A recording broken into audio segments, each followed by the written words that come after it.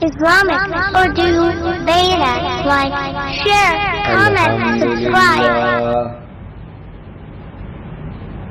الحمد لله الذي هدانا لهذا وما كنا لنهتدي لولا أن هدانا الله أشهد أن لا إله إلا الله وحده لا شريك له وأشهد أن سيدنا وشفيعنا ومولانا محمدا عبده ورسوله صلوات الله تبارك وتعالى عليه وعلى آله وأصحابه وذرياته وأهل بيته وأهل طاعته وبارك وسلم تسليما كثيرا كثيرا أما بعد فأعوذ بالله من الشيطان الرجيم بسم الله الرحمن الرحيم وإنك لعلى خلق عظيم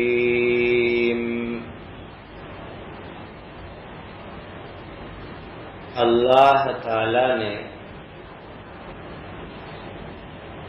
حضرت نبی کریم صلی اللہ علیہ وسلم کو نبوت کے اعلان سے پہلے بھی بہت اونچے اخلاق عطا فرمائے تھے، بڑی اونچی صفات اور خوبیاں عطا فرمائی تھی، اور جو کام غلط برے ہیں ایسے غلط اور گندے کاموں سے اللہ تعالی نے حضرت نبی کریم صلی اللہ علیہ وسلم کو بچا بچا کر کے رکھا تھا۔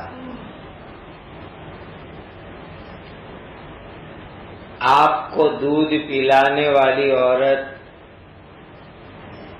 حضرت حلیمہ سعدیہ رضی اللہ تعالی عنہا کہتی ہے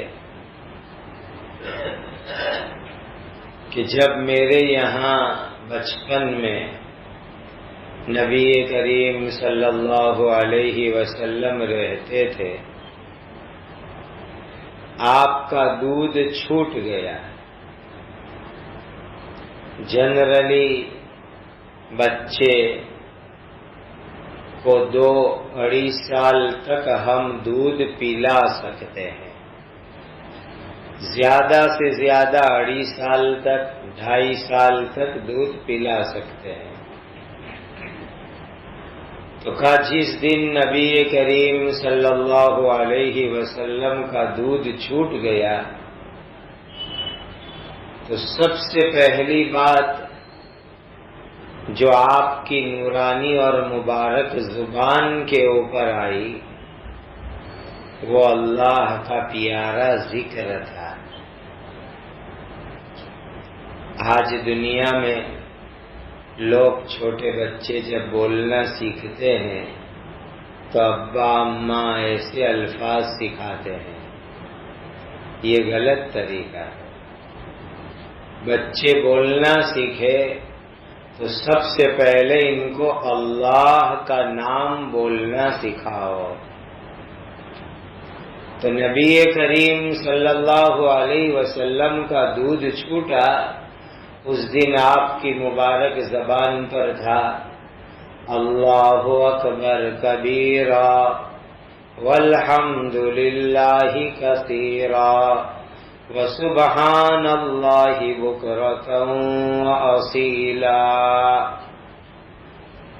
یہ تسبیح، یہ ذکر نبی کریم صلی اللہ علیہ وسلم کی مبارک زبان کے اوپر دودھ چھوڑتے ہی آیا۔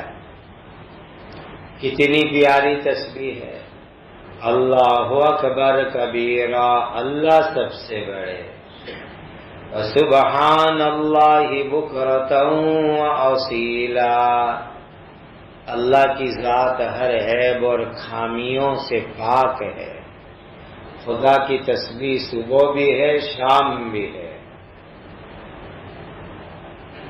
اللہ اکبر کبیرہ والحمد للہ کثیرا، اللہ کی تعریف، اللہ کے وخان خوب زیادہ ہے، حمد بہت زیادہ ہے، وسبحان اللہ بکرۃ واصیلا۔ جب نبی کریم صلی اللہ علیہ وسلم کو غار حرا میں حضرت جبرائیل امین نے آ کر کے دبایا، آپ صلی اللہ علیہ وسلم کو اچانک ایسا ہوا کہ ایک فرشتے نے آ کر کے غار حرا کے اندر حضور کو دبایا، تو حضور کی طبیعت کے اوپر گھبراہٹ اور ڈر ہو گیا، جلدی سے گھر آئے، آ کر کے اپنی بیوی حضرت خدیجہ رضی اللہ تعالی عنہا کو کہنے لگے کہ مجھے تو یہ خطرہ ہوا کہ میں مر جاؤں گا، ہلاک ہو جاؤں گا۔ اتنے زیادہ نبی کریم صلی اللہ علیہ وسلم ڈر گئے تھے، گھبرا گئے تھے۔ حضرت خدیجہ رضی اللہ تعالی عنہا نے تسلی دی، عورت ایسی ہونی چاہیے کہ شوہر کے اوپر حالات آوے تو وہ شوہر کو تسلی دے، عورت ایسی سمجھدار ہوئے کہ شوہر کے اوپر مصیبت آوے تو وہ شوہر کو سنبھال لے، کنٹرول کر لے، ایسی سمجھدار بیوی ہونی چاہیے۔ تو حضور تو بہت ڈرے ہوئے گھبرائے ہوئے تھے، اور حضرت خدیجہ رضی اللہ تعالی عنہا نے 5 باتیں بتلائی، اور 5 باتیں ایسی بتلائی جو رفاہ عامہ کے کام ہیں، جس کو لوگوں کی سیوا اور خدمت کے کام کہے جاتے ہیں۔ اِنَّكَ لَتَصِلُ الرَّحِمَ، نبی جی، میرے شوہر، اللہ کے آخری نبی حضرت محمد مصطفیٰ صلی اللہ علیہ وسلم، آپ تو صلہ رحمی کرتے ہو، یعنی رشتہ داروں کا حق ادا کرتے ہو، رشتہ داروں کی خدمت کرتے ہو، رشتہ داروں کے ساتھ اچھا برتاؤ اور سلوک کرتے ہو، رشتہ دار غریب ہو کہ مالدار ہو، ہر ایک کے ساتھ اب اچھا برتاؤ کرتے ہو۔ دوسری بات حضرت خدیجہ نے کہی، وَتَحْمِلُ الْكَلَّ، اس کا مطلب یہ ہوتا ہے کہ جو آدمی بوجھ میں دب گیا ہو، بہت سی مرتبہ انسان کے اوپر بوجھ آ جاتا ہے، بھار آ جاتا ہے، اس میں آدمی دب جاتا ہے، تو کہا جو آدمی کسی بوجھ میں دب گیا ہو آپ اس کی مدد کرتے ہو، جیسے کسی کے اوپر قرض کا بوجھ آ گیا، قرضے کے اندر وہ آدمی دب گیا، تو کہا اے اللہ کے نبی آپ تو اس کی مدد کرتے ہو۔ بعض انسان ایسے ہوتے ہیں کہ جو دوسروں کے اوپر بھار بنے ہوئے ہوتے ہیں، بوجھ بنے ہوئے ہوتے ہیں، کماتے کچھ نہیں، بھائی کھلا رہا ہے، باپ کھلا رہا ہے، محلے والے کھلا رہے ہیں، دوسروں کے اوپر بوجھ بنے ہوتے ہیں، بھار بنے ہوتے ہیں۔ تو حضرت خدیجہ نے کہا کہ جو لوگ دوسروں کے اوپر بوجھ اور بھار بنے ہوتے ہیں آپ ان کی مدد کرتے ہو۔ اسی طریقے سے جو انسان اپنے پیروں پہ خود کھڑا نہیں رہ سکتا، خود سیٹ نہیں ہو سکتا، سیٹل نہیں ہو سکتا، ایسے آدمیوں کی آپ مدد کرتے ہو۔ یہ نبی کریم صلی اللہ علیہ وسلم کی خوبیاں تھی۔ پھر حضرت خدیجہ نے تیسری بات کہی، اِنَّكَ لَتَصِلُ الرَّحِمَ وَتَحْمِلُ الْكَلَّ وَتُكْسِبُ الْمَعْدُومَ، کہ اے اللہ کے نبی، جو خود کام نہیں کر سکتا ہو، آخری درجے کا لاچار آدمی ہو، لولا، لنگڑا، محتاج، بڈھی عورتیں، بیوہ عورتیں، یتیم بے سہارا، آپ تو ایسے لوگوں کی مدد کرتے ہو، خدمت کرتے ہو۔ بعض لوگ معاشرے میں، سماج میں ایسے ہوتے ہیں کہ اگر کوئی ان کی خبر نہ لیوے تو وہ آدمی مر جاتا ہے، اسی لیے کہ نہ بیٹا ہے، نہ بیٹی ہے، نہ کوئی اور خبر لینے والا ہے۔ کوئی اس کی خبر نہیں لے گا تو بیچارہ مر جائے گا، بھوکا پیاسا، دوا کے بغیر۔ تو کہا جس کی کوئی خبر نہ لیوے اور وہ مر جاوے، آپ تو ایسوں کی خبر لیتے ہو، ایسوں کی آپ مدد کرتے ہو۔ اسی طریقے سے بعض لوگ ایسے ہوتے ہیں کہ بہت کچھ کما کے سب کچھ ختم کر دیتے ہیں، اڑا دیتے ہیں، آپ ایسے لوگوں کی مدد کرتے ہو۔ تو حضرت خدیجہ رضی اللہ تعالی عنہ نے حضرت نبی کریم صلی اللہ علیہ وسلم کو یہ تیسری بات ارشاد عرض کی۔ اللہ کے کچھ بندے ایسے ہوتے ہیں کہ خود کماتے ہیں، لیکن کمانے کے بعد اپنی ذات پر کم خرچ کرتے ہیں، دوسروں کے اوپر زیادہ خرچ کرتے ہیں۔ بعض لوگ بہت کماتے ہیں لیکن کما کر کے دوسروں بندوں کے اوپر خرچ کر دیتے ہیں۔ پھر نبی کریم صلی اللہ علیہ وسلم کے اندر بھی یہ خوبی موجود تھی۔ آپ نے بکریاں چرائی، اونٹ چرائے، شام اور یمن تجارت کے لیے تشریف لے گئے، حضرت خدیجہ کے مال میں آپ نے پارٹنرشپ کی، لیکن جو کچھ کماتے تھے وہ کما کر کے جو ہے محتاجوں کو حضور دے دیتے تھے، اپنی ذات کے لیے بہت کم رکھتے تھے۔ پھر حضرت خدیجہ رضی اللہ تعالی عنہ نے چوتھی بات کہی، وَتَقْرِ الضَّيْفَ إِنَّكَ لَتَصِلُ الرَّحِمَ وَتَحْمِلُ الْكَلَّ وَتُكْسِبُ الْمَعْدُومَ وَتَقْرِ الضَّيْفَ۔ یہ بخاری شریف کی روایت سنا رہا ہوں کہ آپ مہمانوں کی مہمان نوازی کرتے ہو۔ نبوت کے اعلان سے پہلے مکۃ المکرمہ کی 40 سال کی زندگی حضرت نبی کریم صلی اللہ علیہ وسلم کی پوری اس طرح خدمت کے کاموں سے بھری ہوئی تھی۔ پوری 40 سالہ زندگی جس کو رفاہ عام کے کام کہتے ہیں، خدمت کے کام کہتے ہیں، اس سے نبی کریم صلی اللہ علیہ وسلم کی زندگی بھری ہوئی تھی۔ اس زمانے میں ہوٹل نہیں ہوتے تھے، مہمان آوے تو کہاں کھاوے، مہمان آوے تو کہاں رکے رات کو۔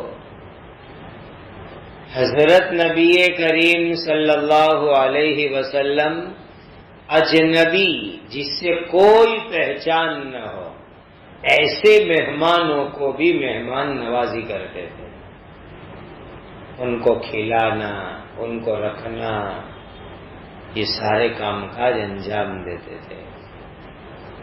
پانچویں خوبی ماں خدیجہ نے بیان کی، وَتُعِينُ عَلَى نَوَائِبِ الْحَقِّ،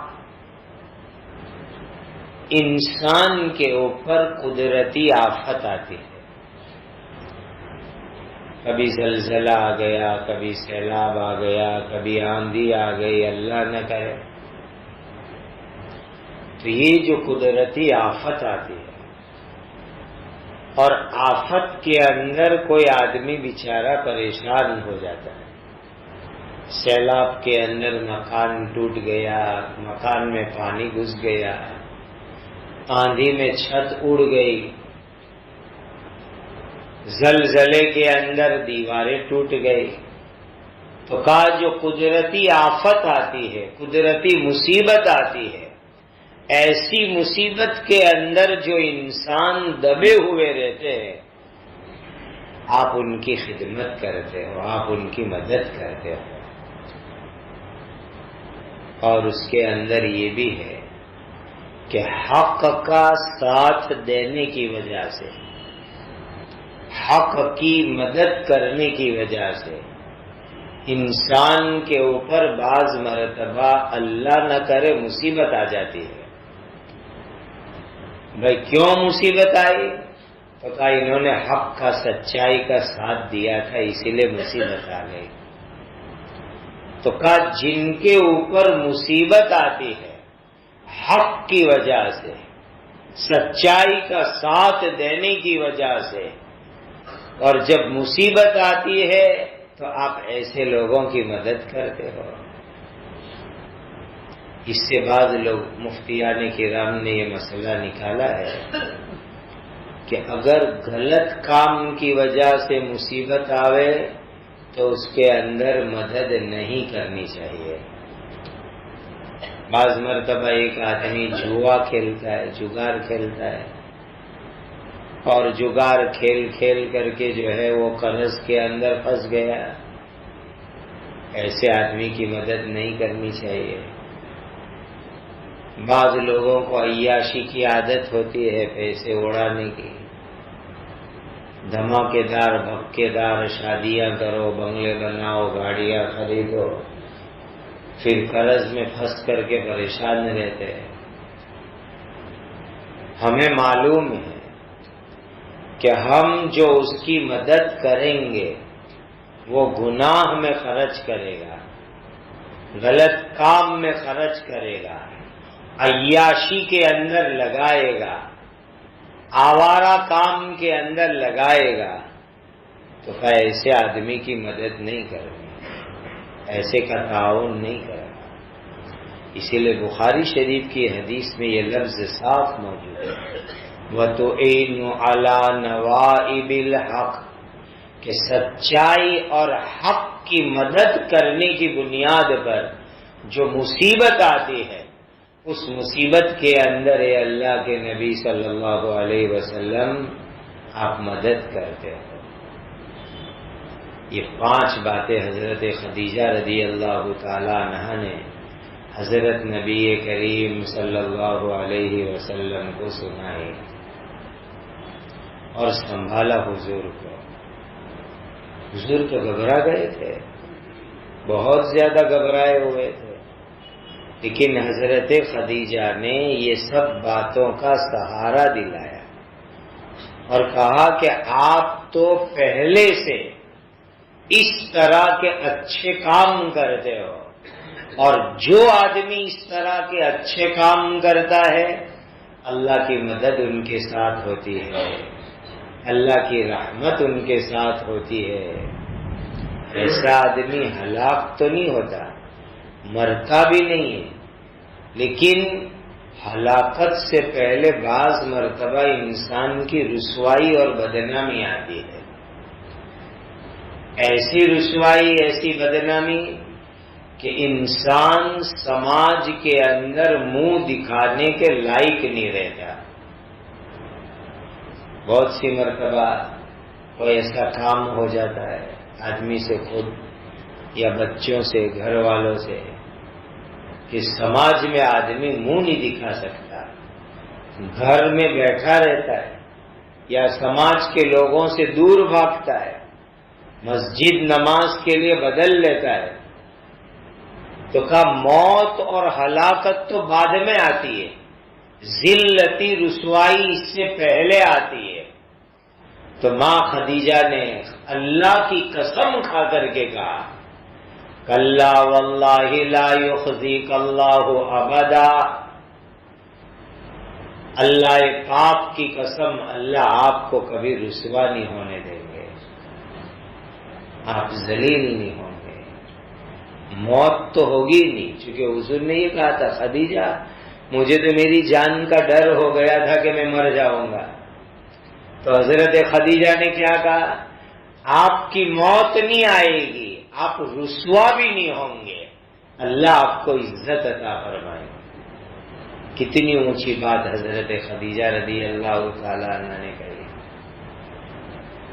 اسی لیے ایک حدیث کے اندر بڑی اہم بات آئی ہے کہ جو آدمی صدقہ کرتا ہے تو صدقے کے دو بہت بڑے فائدے ہیں. ایک بہت بڑا فائدہ صدقے کا یہ ہے کہ اللہ اس کو بری موت سے بچاتے ہیں، یہ صدقے کا فائدہ ہے. اسی لیے صدقہ کیا کرو. اور صدقے کے لیے آدمی کے پاس بہت بڑی دولت ہونا کوئی ضروری نہیں ہے، آدمی اپنی کیپیسٹی کے مطابق صدقہ کرے. آپ کے گھر میں 5 روٹی بنی تھی، 2 روٹی 1 روٹی بچ گئی، وہ صدقہ کر دو. تپیلی بھر کے چاول بنائے تھے، تھوڑے چاول بچ گئے، صدقہ کر دو. آدمی اپنی کیپیسٹی، اپنی حیثیت کے مطابق صدقہ کرے. اللہ سبحانہ و تعالی صدقے کی برکت سے بری موت سے انسان کی حفاظت فرماتے ہیں. یہ کتنی بڑی فضیلت ہے. اسی لیے جو لوگ اخلاص کے ساتھ صحیح نہج اور صحیح ترتیب سے صدقات کرتے ہیں، ان لوگوں میں سے بہت سو کی موت دیکھی کہ بہت آسان ہوتی ہے. سہل موت کا، اچھے تھے، بھلے تھے، چنگے تھے اور سو گئے. کسی پر بوجھ نہیں، کسی پر تکلیف نہیں، معذوری نہیں، محتاجی نہیں. کتنی اچھی پیاری. تو ایک صدقے کا فائدہ یہ، اور دوسرا فائدہ صدقے کا یہ کہ اللہ تعالی آفت اور مصیبتوں کو اس کی وجہ سے دور فرما دیتے ہیں. آفتیں دور ہو جاتی ہیں صدقے کی وجہ سے. حضرات صحابہ کرام رضوان اللہ تعالی علیہ مجمعین کا نبی کریم صلی اللہ علیہ وسلم نے عجیب مزاج بنایا تھا. غریب صحابہ بھی صدقات کرتے تھے. والذین لا یجدون الا جہدہم، جو صحابہ محنت مزدوری کر کے گزران چلا دیتے، وہ محنت مزدوری میں سے بھی معمولی صدقہ، چھوٹا صدقہ بھی کرتے تھے. حالانکہ منافق گروپ مدینہ میں بہت پاورفل تھا، وہ ان کی مذاق بھی اڑاتے تھے. جیسے اپنے یہاں کوئی آدمی چھوٹا صدقہ کرتا ہے، میرے لوگ مذاق کرتے ہیں، چڑیا کی ٹانگ چندے میں دی. تو وہاں بھی منافق گروپ تھا جو ایسی مذاق کرتا تھا. جو صحابہ غریبی کے ساتھ چھوٹا صدقہ کرے، منافق گروپ کے لوگ ان کی مذاق اڑاتے تھے. لیکن یہ صحابہ اخلاص کے ساتھ جو ملا اللہ کے نام پر صدقہ کرتے تھے. یہ حضرت نبی کریم صلی اللہ علیہ وسلم کی پاکیزہ تعلیم اور تربیت کی برکت تھی کہ صحابہ کا مزاج ایسے بنایا تھا۔ اب اس وقت امت میں کیا مزاج بن گیا ہے؟ پیسے والے صدقہ کرے، غریب لوگ صرف لے ہوئے۔ ایک ہی چینل چلا ہے کہ پیسے والے دو، غریب لوگ لو۔ حالانکہ صحابہ کرام کے اندر یہ ترتیب تھی، ہر طبقے کے صحابہ۔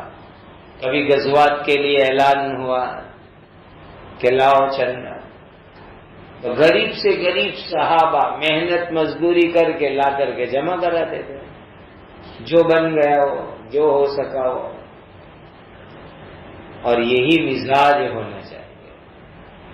ہم صدقہ کرنے کے لیے یہ نہ سوچے کہ میں بڑا مالدار نہیں ہوں، نہیں، جو اللہ نے دیا ہے اس کے اندر سے میں صدقہ کروں، جو بچت کر سکوں، جو نکال سکوں، اس میں سے صدقہ خیرات ہے۔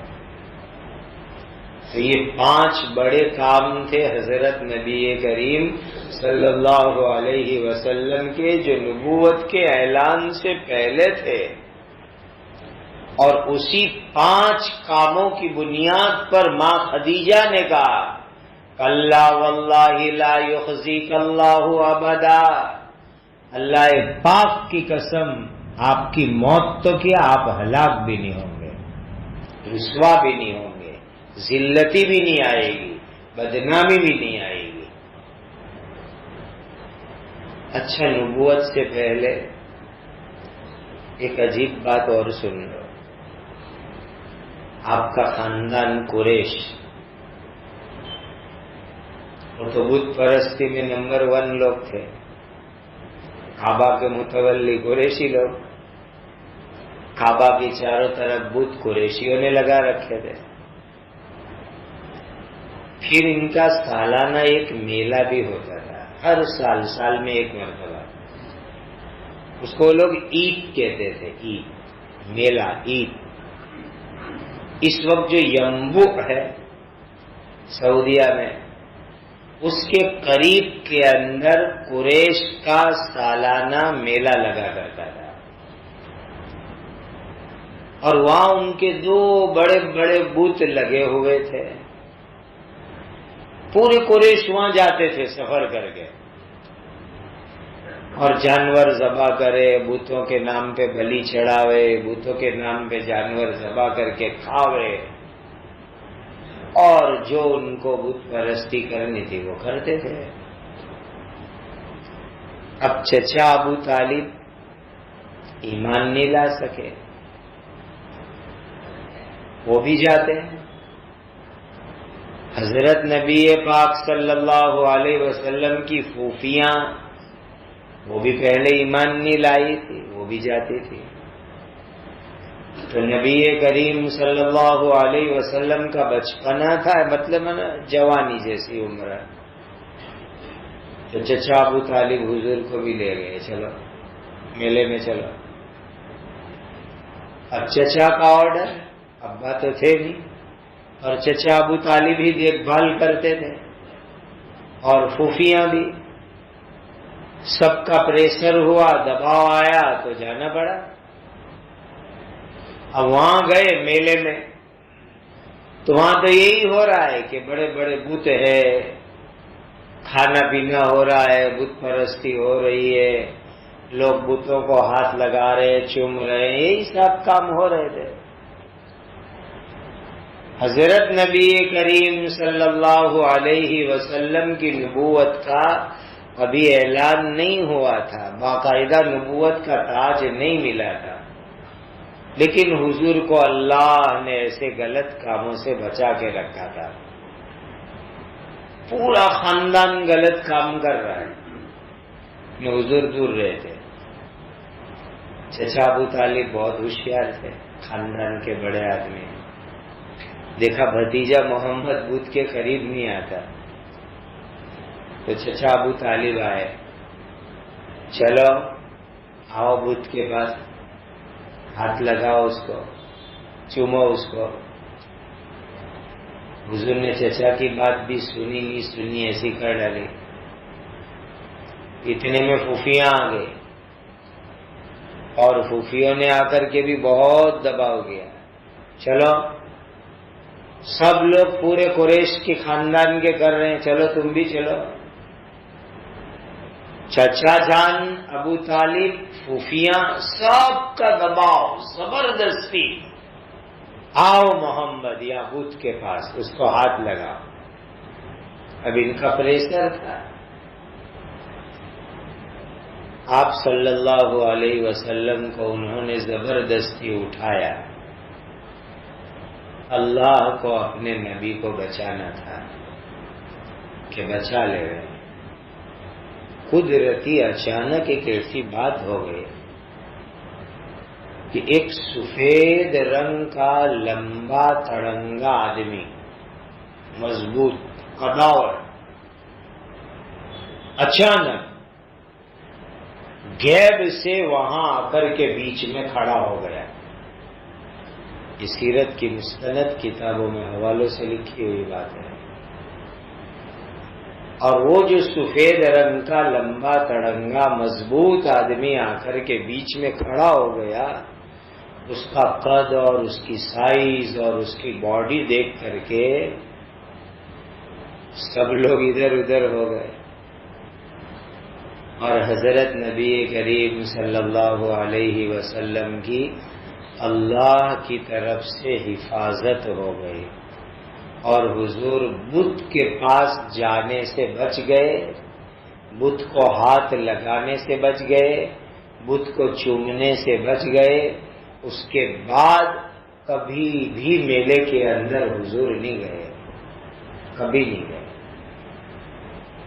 حالانکہ اس کے بعد نبوت تو بہت بعد میں ملی, کئی سالوں کے بعد نبوت ملی, لیکن یہ واقعہ ایک مرتبہ ہو گیا سو ہو گیا. اس کے بعد میلے میں جانا ہی چھوڑ دیا. اسی لیے کہ اس طرح کے میلے فنکشن جہاں ہوتے ہیں وہ گناہوں کے اڈے ہوا کرتے ہیں. قسم قسم کے وہاں پر گناہ ہوتے ہیں, برائیاں ہوتی ہے. اتنا تو ہوگا ہی ہوگا کہ عورتیں مرد سب وہاں مکس ہوں گے. یہ بے حیائی کا گناہ بھی کتنا بڑا ہو جاتا ہے. پھر وہاں مشرکانہ کام رسم و رواج ہوتے ہو تو اور بڑا گناہ. تو اللہ کے نبی صلی اللہ علیہ وسلم نے نبوت ملنے سے پہلے بھی اپنے آپ کو ایسے غلط میلوں سے بچایا, اور اگر کبھی چچا کی وجہ سے مجبوراً وہاں گئے تو اللہ تعالیٰ نے بتوں سے حضور کی حفاظت فرمائی. کیسا اللہ کا غیبی انتظام. جو بچنا چاہتا ہے اللہ بچاتے ہیں. وَمَن يَتَّقِ اللَّهَ يَجْعَل لَّهُ مَخْرَجًا. جو خود بچنا چاہتا ہے اللہ بچنے کا راستہ نکالتے ہیں, اور جو بچنا نہیں چاہے, خود پھنسنا چاہے, تو شیطان اس کو پھنساتے ہی چلا جاتا ہے, پھنساتا ہی چلا جاتا ہے. اسی لیے یہ جو نبی کریم صلی اللہ علیہ وسلم کی 5 بڑی خوبیاں جو بخاری شریف کی حدیث میں ہیں, جو ماں خدیجہ رضی اللہ تعالی عنہا نے بتلائی, وہ ہم اپنے اندر پیدا کریں. اور جو ہے اس طرح کے جو غلط میلے, مشرکانہ رسم و رواج والے, گناہوں کے بھرے ہوئے ایسے میلوں سے خود بھی بچنا چاہیے, اپنے بچوں کو بھی ہمیں بچانے کی کوشش کرنی چاہیے. اللہ ہم سب کو اس کی توفیق اور سعادت اپنے کرم سے عطا فرمائے.